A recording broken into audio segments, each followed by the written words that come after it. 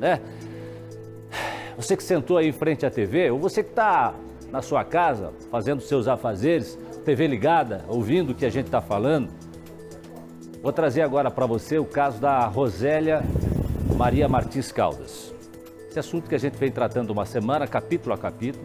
A empresária de 51 anos, né, que foi morta com 3 tiros pelas costas em Araucária. A polícia dá o caso como encerrado. E que Rosélia foi assassinada pelo enteado que ela ajudou a criar. Amando do pai dele, marido dela, com quem a empresária foi casada por 34 anos. Vou falar com a Bruna Frenner, que vai fechar essa história hoje pra gente, porque a informação que se tem, inclusive, é de que a Rosélia teria sido ameaçada pelo ex-marido. O próprio delegado falou aqui que ela não fez nenhum registro disso, né? Mas o fim da Rosélia foi trágico. Agora, pelo menos, as pessoas apontadas como responsáveis por esse crime bárbaro estão presas. Bruna, sei que você preparou uma reportagem especial, inclusive, sobre esse caso, trazendo as últimas novidades sobre ele, né? Isso, Jasson, todos os detalhes, né, de tudo o que aconteceu a respeito desse caso, a entrevista hoje cedo também com o delegado responsável por essa investigação e também já estou aqui, daqui a pouco eu vou entrevistar o advogado que representa a família de Rosélia, tá? De Rosélia. A família de Rosélia, então, já está representada por um advogado e ele vai conversar com a gente depois dessa reportagem. Primeiro, vamos assistir. Nas fotos de família, José Dirceu e Rosélia Caldas estão sempre juntos. Os 34 anos de casamento renderam muitas memórias. Também aparece nos registros Jonatas Caldas, o homem que atirou e matou a empresária. Memórias de uma família que poderia ser feliz se não fosse o ciúme possessivo do ex-marido.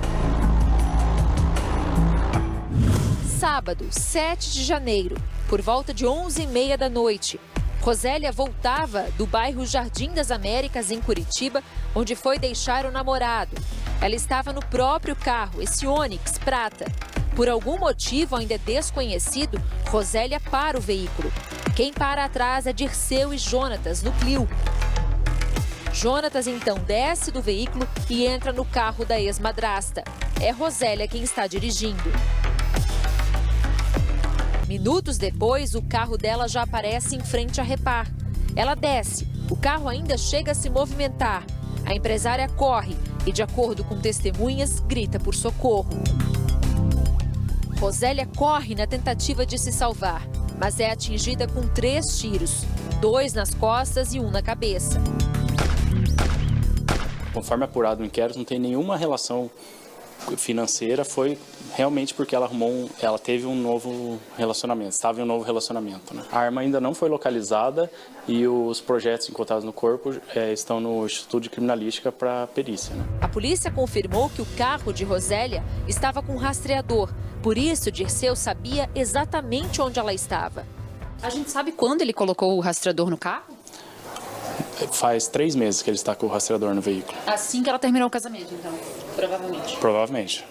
E ela sabia? A gente sabe. Ela desconfiava.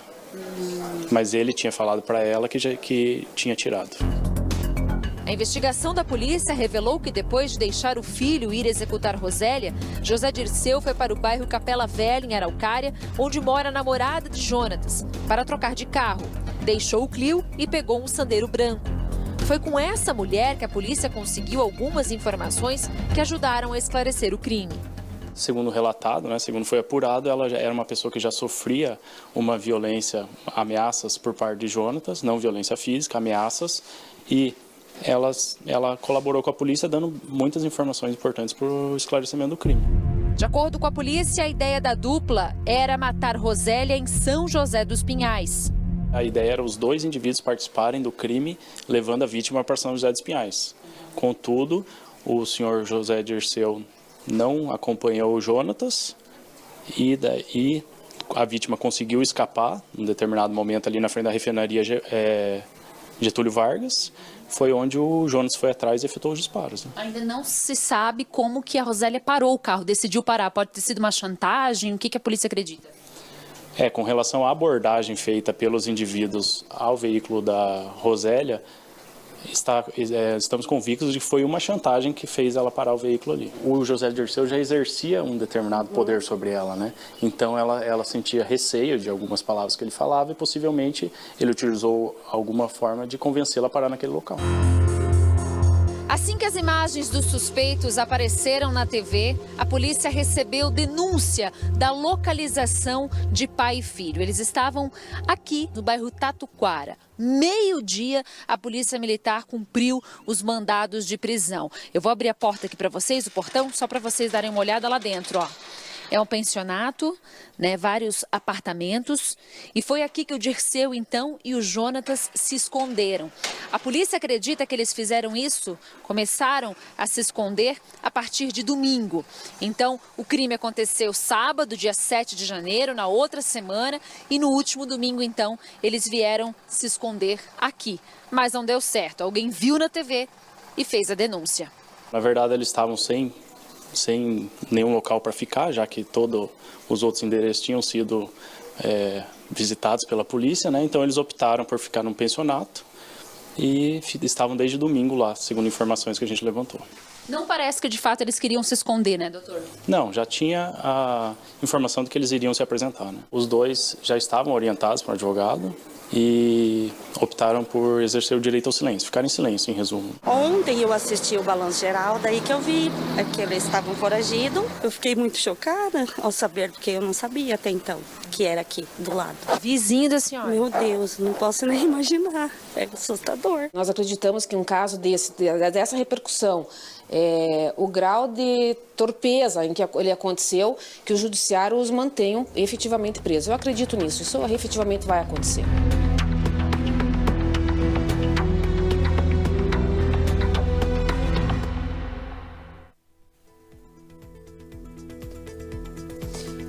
É isso, Jasson. Então a reportagem aí, né, com todos os detalhes dessa investigação, que para a Polícia Civil a investigação está redonda, está concluída, né? Ainda falta concluir o inquérito policial por mais alguns detalhes, mas a investigação em si está concluída. Aqui ao meu lado, então, o advogado Dr. Jackson Baus, que representa a família de Rosélia. Os filhos de Rosélia, os 3 filhos dela, ainda não se manifestaram na imprensa, mas o advogado hoje cedo conversou com os 3 e é essa impressão que a gente quer agora pegar aqui com o doutor, principalmente, doutor, como é que foi, né, descobrir para os filhos isso, não, que minha mãe está morta e um dos responsáveis apontados pela polícia é o nosso próprio pai. Como é que foi isso? Boa tarde. Boa tarde, Jasson, a audiência do Balanço Geral.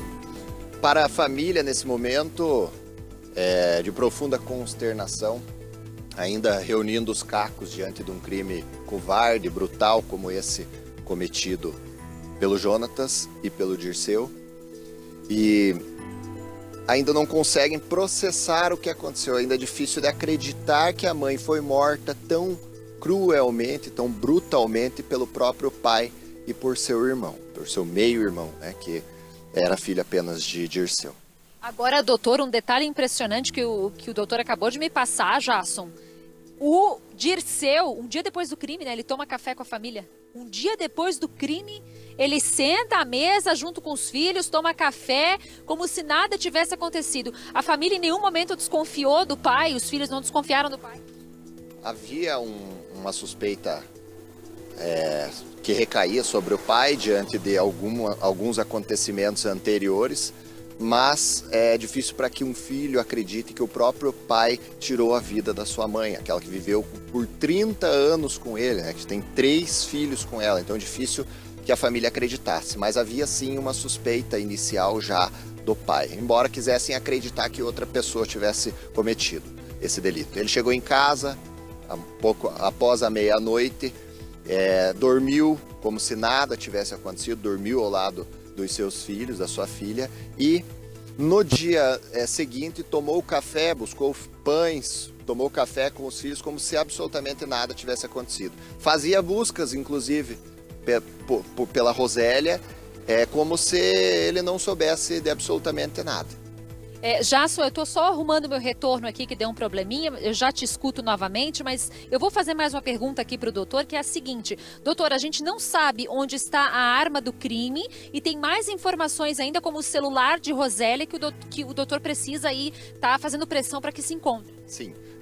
O motivo principal de eu estar aqui nesse momento é para que aqueles que, se porventura encontraram esse celular próximo ao local do crime, que procurem então aqui a delegacia de Araucária e entreguem esse celular, porque ele será fundamental para o deslinde dessa investigação e principalmente para colocar 2 assassinos cruéis, covardes atrás das grades por um longo período. Esperamos, Bruna, que fiquem aí por 40 anos, pelo menos, de pena lá no Tribunal do Júri, que eu não tenho dúvida que a sociedade araucária vai condenar esses 2 assassinos covardes. Agora tem mais um detalhe, Jasson, que eu fiquei muito impressionada com isso, é que houve um contato do Dirceu com a família para pedir dinheiro após o crime. Logo após o crime, então, buscou, depois que ele já havia se evadido, né, já estava oculto, ele buscou então uma das filhas para que arcasse com os honorários do seu advogado, então para que pagasse os honorários de seu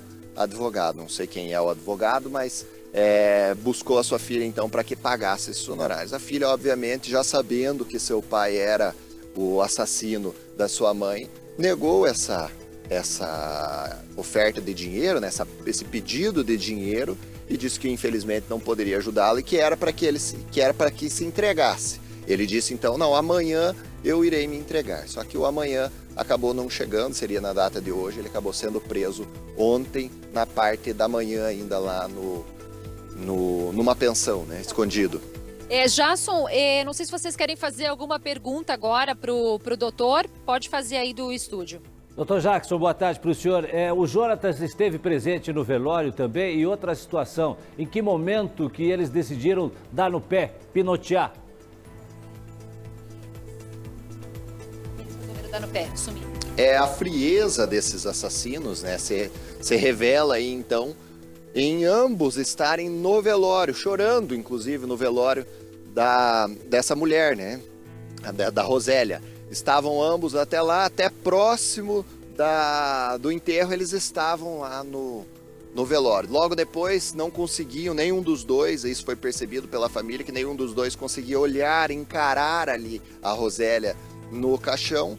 E isso também foi um indicativo de que poderia haver aí envolvimento de ambos nesse delito. A família percebeu isso? Percebeu, teve esse discernimento de que poderia, por não flertarem com ali o cadáver de Rosélia, né, por não flertarem com ela, poderiam estar envolvidos. Logo após, pouco antes do velório, então, desapareceram de lá e não foram vistos mais, principalmente o Jonatas. Doutor, a gente sabe que de acordo com a polícia, né, que o Dirceu colocou um rastreador, assim que eles terminaram o casamento, ele coloca esse aparelho no carro de Rosélia, né? E a informação também que a gente tem é que ele fala para Rosélia que tirou, mas ela tinha essa suspeita de que havia o rastreamento. O doutor acredita em premeditação nesse crime? Eu não tenho dúvida da premeditação, não tenho dúvida que eles responderão pelo feminicídio e com essa condição da premeditação, justamente porque o modus operandi aponta já para uma premeditação, embora, independente de estar ou não com o rastreador no veículo. Nós entendemos que esse rastreador estava, até por esse motivo eles encontraram ela ali às margens da rodovia.